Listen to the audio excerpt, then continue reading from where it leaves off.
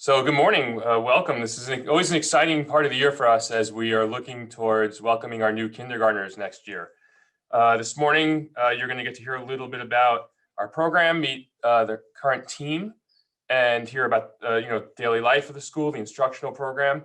Parents, you can, and families, use the question and answer, the Q&A button to submit questions to us.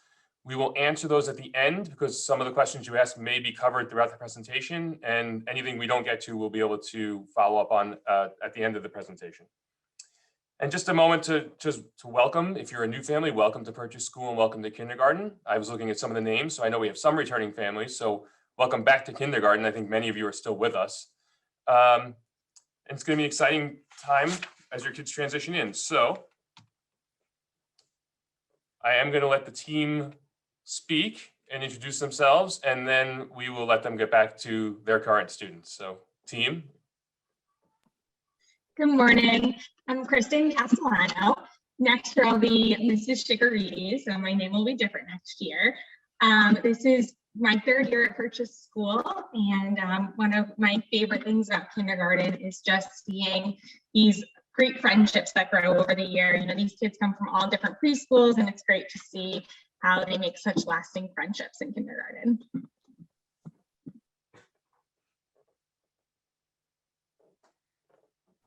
Good morning. Hi, my name is Dana DeLuca. I've been teaching kindergarten forever, and I just love it because there's so many kind of like monumental moments in kindergarten where we have our Thanksgiving show and they dress up as little turkeys, and then we have for the holidays, we have a holiday celebration and they dress up as snow people. I think my favorite thing is probably gingerbread people, when we decorate gingerbread people cookies and we put them in the oven and somehow they disappear and we go throughout the school trying to find them. It's a tradition we've had here for a long time, and the whole school joins in, and it's just so much fun. Back then in March, these naughty little leprechauns come to kindergarten and just make a mess all over the place, and we set up little traps and try to catch them, but they always get away with us. So there's just so many fun things in kindergarten, and it's an exciting year, and I love it.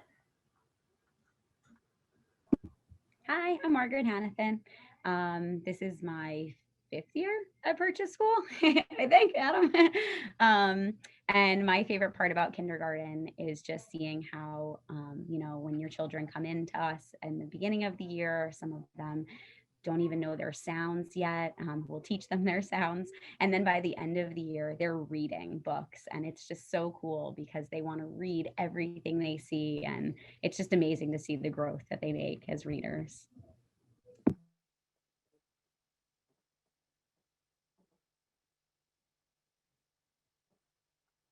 Don't make me call on you guys. I can go. I was thinking that Ms. Kilminster would go, but I will jump in. My name is Alyssa Joyo. This is my 3rd year teaching kindergarten in the district. This was my 1st year at Purchase, and it's an amazing community, so you are so lucky to be joining it. My favorite thing about teaching kindergarten is I so appreciate the curiosity and the enthusiasm that kindergartners bring to learning. Everything we do is just so exciting, and they have so many questions, and they really take ownership of their learning. So it's such a fun year. Hello, Kilminster. I'm a special ed teacher here at Purchase. Next year will be my 4th year at Purchase and my 10th year teaching kindergarten. My favorite part of kindergarten is watching them grow their independence and kind of just become these little independent people. And I also really like talking about dinosaurs with them. That's my other favorite part. Dominique.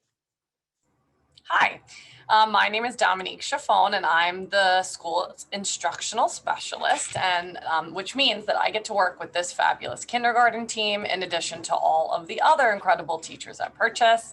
I do a lot of professional development and coaching and school-wide events, and I love kindergarten, and I would say the same thing that all of our kindergarten teachers have said. The enthusiasm, the excitement that we have for our students here in Purchase for kindergarten is unmatched. And watching them grow all the way from when they start their journey at Purchase in kindergarten till 5th grade is really just my favorite part of my job, because I get to see that entire experience. So thank you all for being here.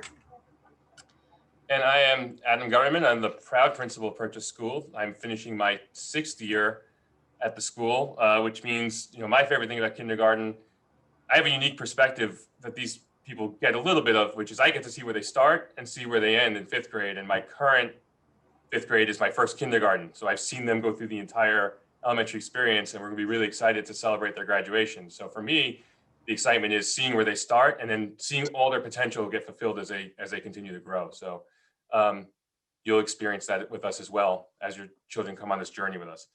So thank you, kindergarten team. I am gonna dismiss you so you can go back to your kids and enjoy all your favorite things with them.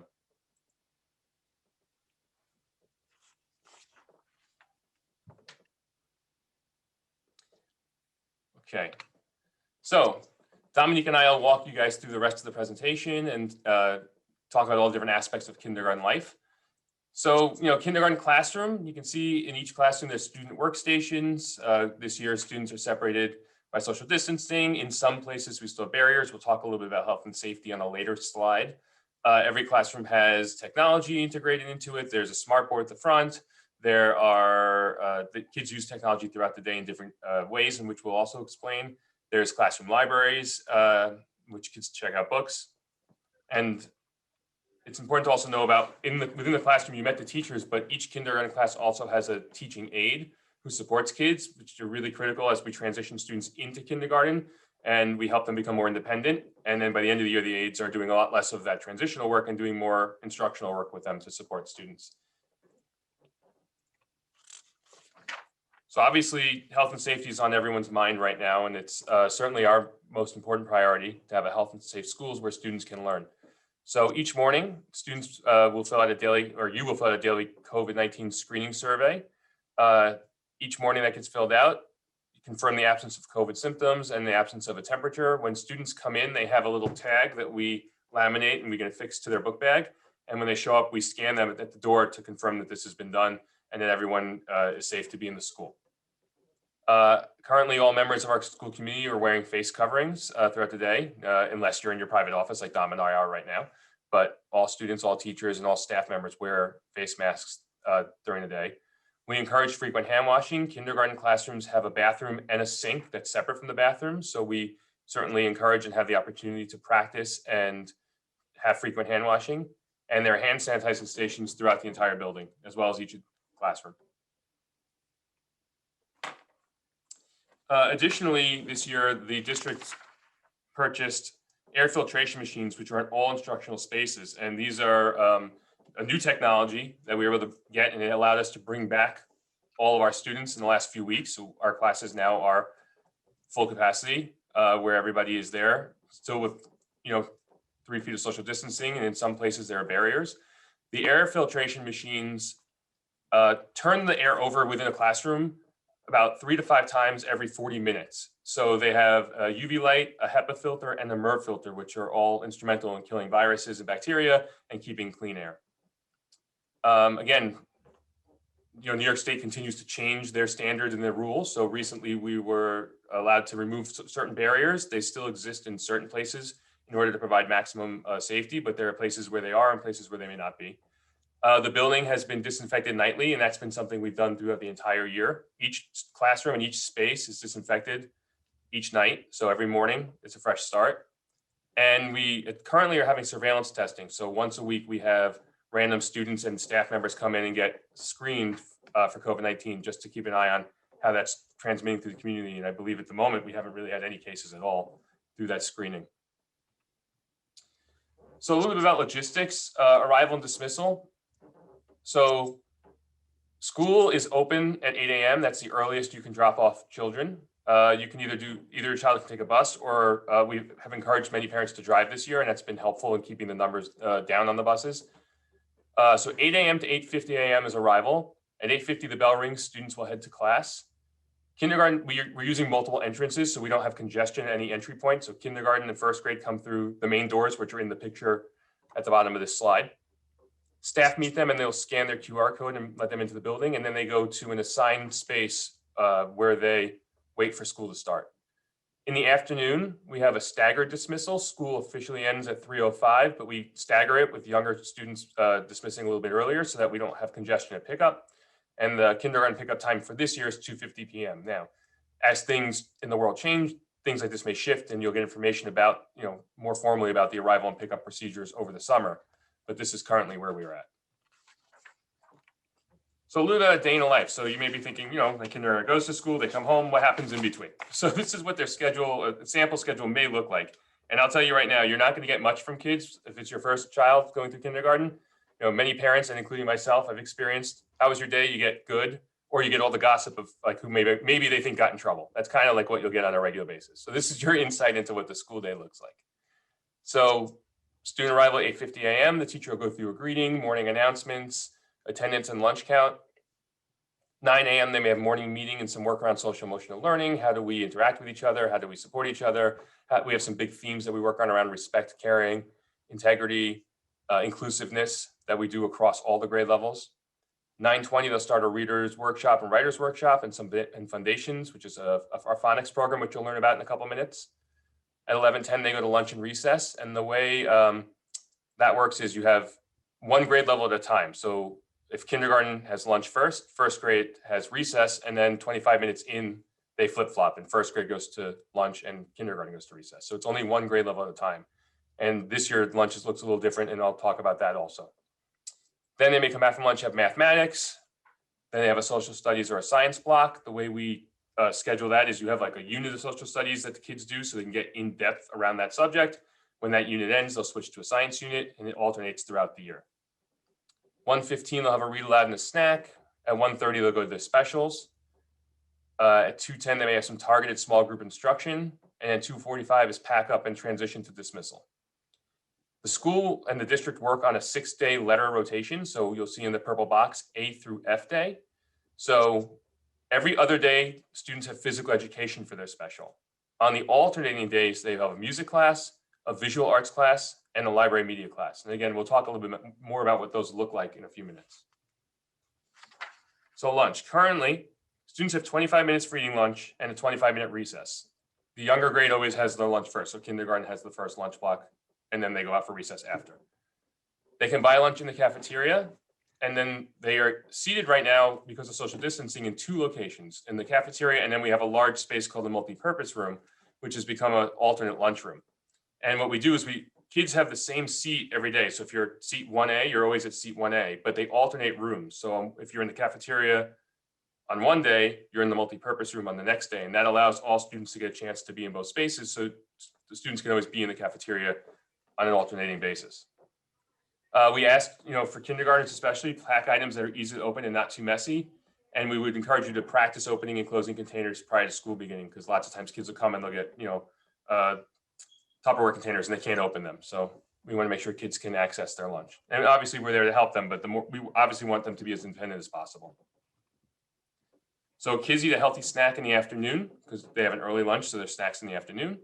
Again, encourage you to help your child learn over the next few months how to open bottles, packages, anything with Ziplocs.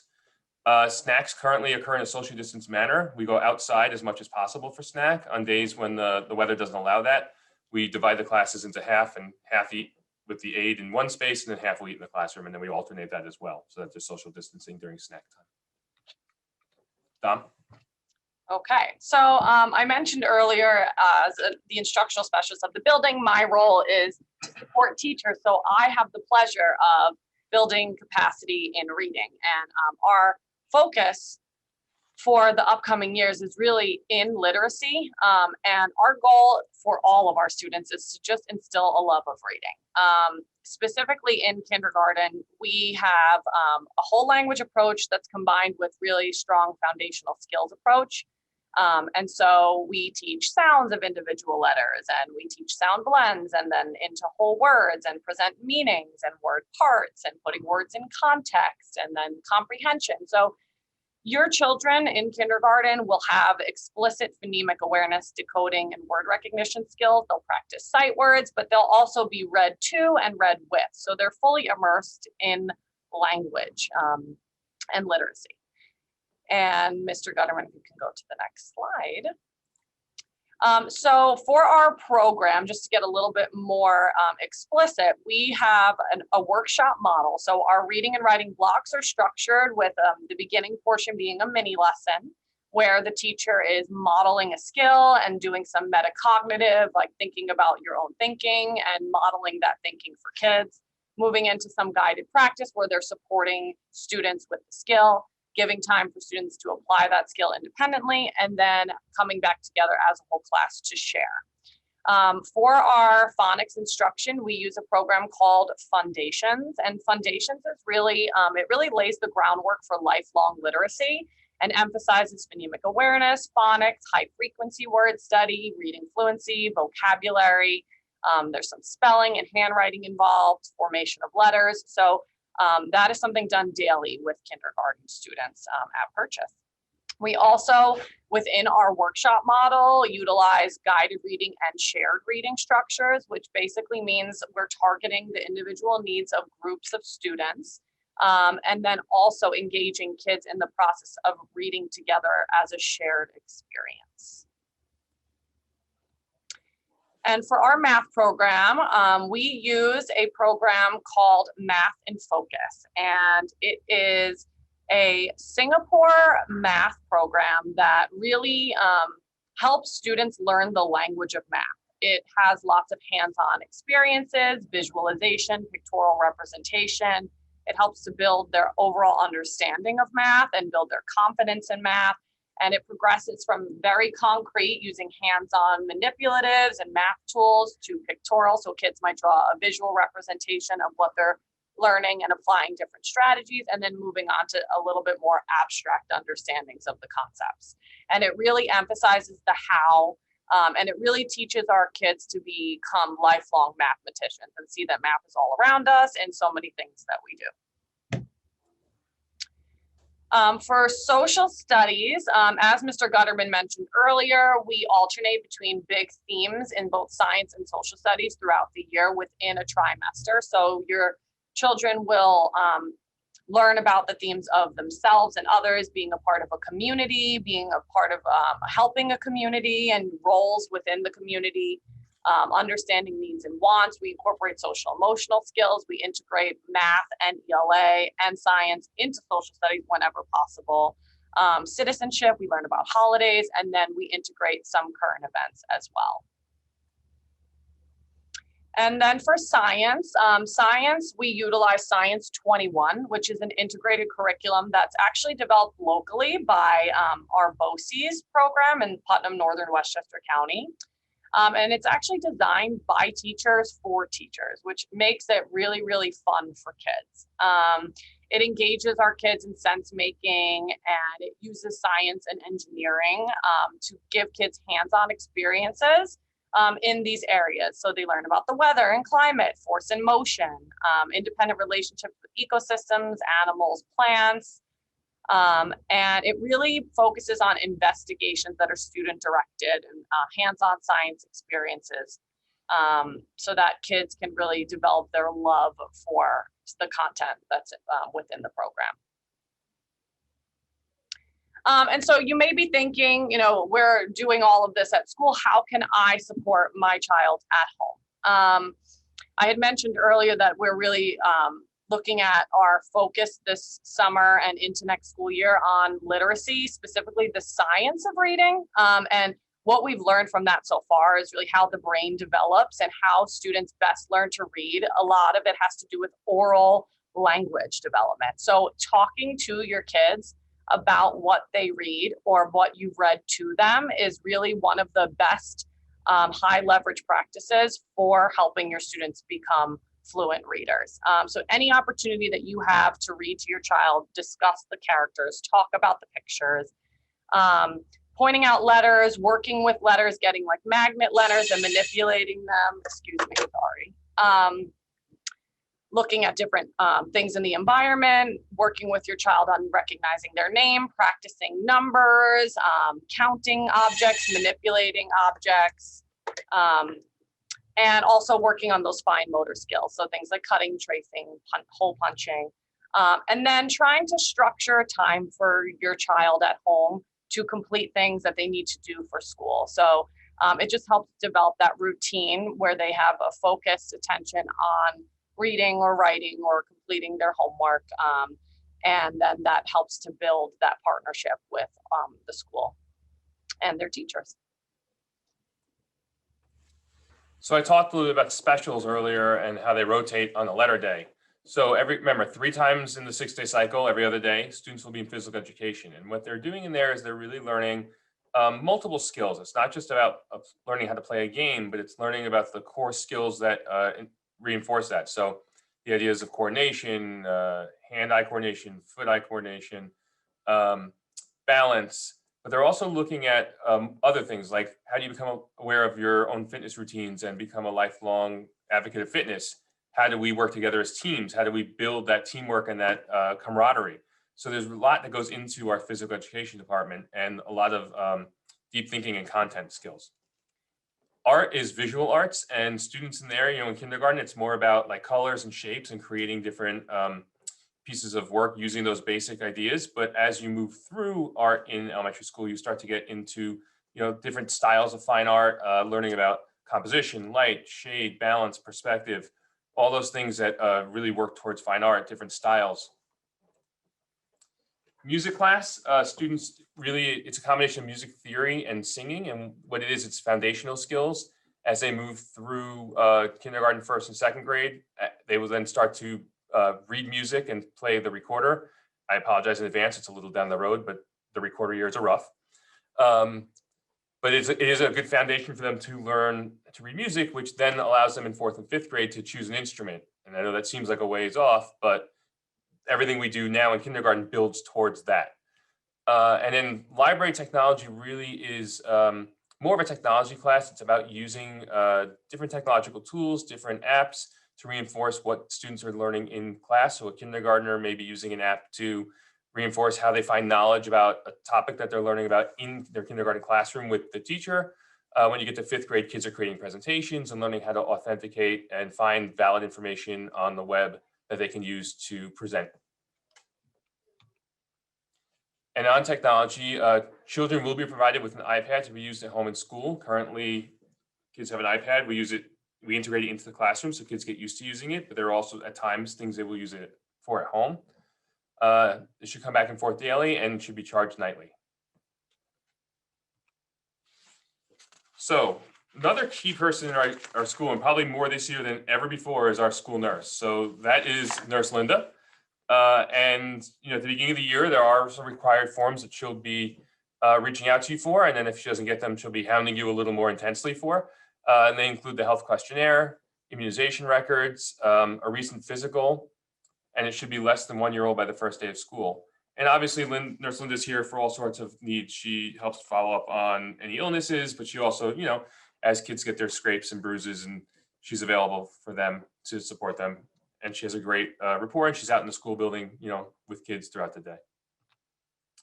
That is her contact information. It is posted on our website, so I'm not going to linger here too long, but if you do need to get in touch with her, please do so. So the other part of our school, and this goes for our district, but I can speak especially for Purchase School, is the partnership with parents. And we have a very, very active parent-teacher association. It's an integral part of our community. And what they do is they really support what goes on in classrooms. There are class moms and class dads who connect and help keep the class connected to families. But the PTA also sponsors many events. Even this year with COVID, we had many virtual events that the PTA created that were happening after school. We had a magic show and a cooking class. And we're hoping to get back to some more in-person events as we go forward. But they support Field Day. They support a lot of our class activities that happen. We're having an Earth Day celebration tomorrow. We're a little late, but we had some stuff last week that we couldn't get out of. And they provided plants, so each student can plant a plant around the school. So they really are very involved, a very active part of our school, and a very important part of our school. So as you get acclimated, if you're a returning parent, we'd love for you to be and continue your partnership with us through the PTA. And if you're a new parent, I would encourage you to get involved. So the final thing is, as students come through the school, we want to build their independence. It's a goal of our schools for students to show agency and autonomy over their own learning, but it's also about their ability to be independent and do things on their own. And in kindergarten, we would encourage you to practice helping them zip and button up their jackets, show them how to pack and unpack things in their backpack, remind them how to use the bathroom properly, teach them how to wear a face mask. I'm sure a lot of them are already used to that at this point. And then practice giving others their personal space and waiting their turn. These are sort of foundational independent skills that we work on with kids. And the more we do at home to reinforce that, the more that plays out at school. So we will look at the QA in a moment, but I do want to thank everybody for joining us this morning. Again, kindergarten is such an exciting time, and we are looking forward to learning with your children and learning with you about your children. I will say this, we will be sending out a survey in the near future to parents to get some more specific information about your child, and no one knows their child as well as you do. So it's very important, when you fill that out, it gives us a lot of information to start thinking about who the kids are and how we group kids and what the experience can be like for them. So let me just look into. I can speak to what is in the chat or the Q&A, excuse me. It's a parent asking about testing for gifted programs. Yeah, you want to start that one off then? Sure. So one of the ways and one of our really values that we instill in the way that we approach teaching and learning is we utilize multiple measures to assess our students. So we use both internal and external assessments. So when your child enters kindergarten, they are initially assessed using our kindergarten portfolio tool, which really helps us to identify some of the basic skills that a lot of our students come in with knowing and others don't, depending on their preschool experience or just developmentally. So we assess letters, we assess letter sounds, we assess shapes, so things in literacy and also in mathematics. We also use a benchmark assessment system, which is from Fontes and Pinnell, which is a program that we utilize for our guided reading and shared reading as well. And that really gives us a sense of where our students are and their ability to identify letters and decode words and blend sounds together. And then we also look at some external assessments from our MAP data, which comes from NWEA, which is a norm referenced assessment. And so we take a look at all of these. And then another practice that we really promote within our classrooms is the personalization of learning. So although we don't have a discrete gifted program, what our teachers do is they group students according to their individual needs. And so depending on the various levels that have been determined from the different assessments that we administer, your child will be taught at their level and with what exactly they need to move forward to the next goal within the standards in our curriculum. So I hope that answers your question, Megan. So a couple more questions that are popping in, and I'll do my best to get to all of them. There was some questions about number of sections and class sizes. So currently we have 3 general education sections at Purchase School. One is a co-taught section. So you met 5 teachers this morning. One is a self-contained class who has kindergarten teachers, kindergarten students. You have 3 classes, 2 with a single teacher, and then 1 that's a co-taught class. So there's 2 teachers in that room. As far as number of sections next year, we're projected for 3, but it all depends on enrollment. We generally have about, we can go into the low 20s for a high end of a class. Our average class size is around 18 to 20, depending on the year. But if you know families that haven't registered yet, please reach out and ask them to register sooner than later, because the more finite our numbers are and the more solidified our numbers are now, the better I can plan for next year. If we end up having to close a section or increase a section because we have late registrants or people who just didn't register at all and are holding their kids back, that's better for us to know in advance. And then there was a question about masks.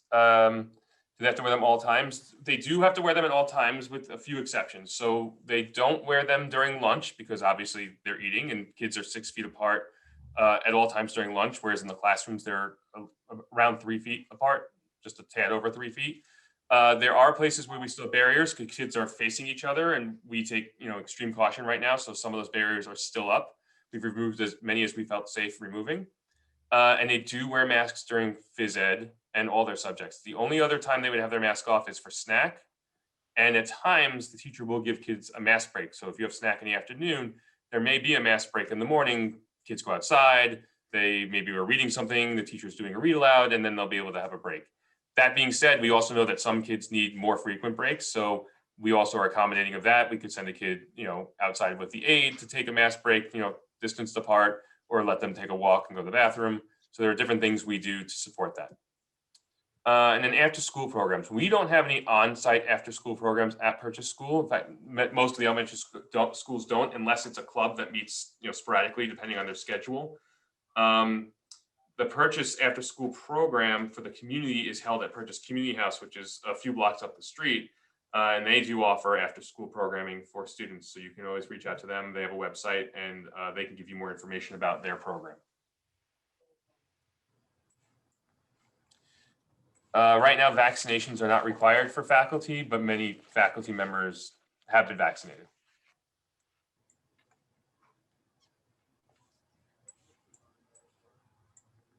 I think that's all of the questions that we have. All the questions at the moment. So here's what I would say. We'll be reaching out with some survey questions to get to know your children a little better. Again, you have the best knowledge of who they are.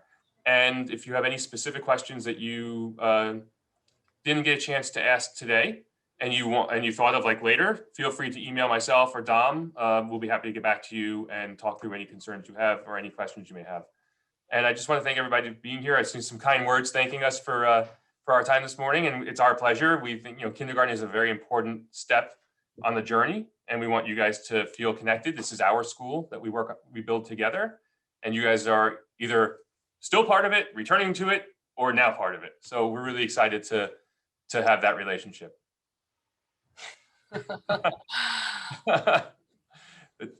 Thank you, everybody. Have a great morning.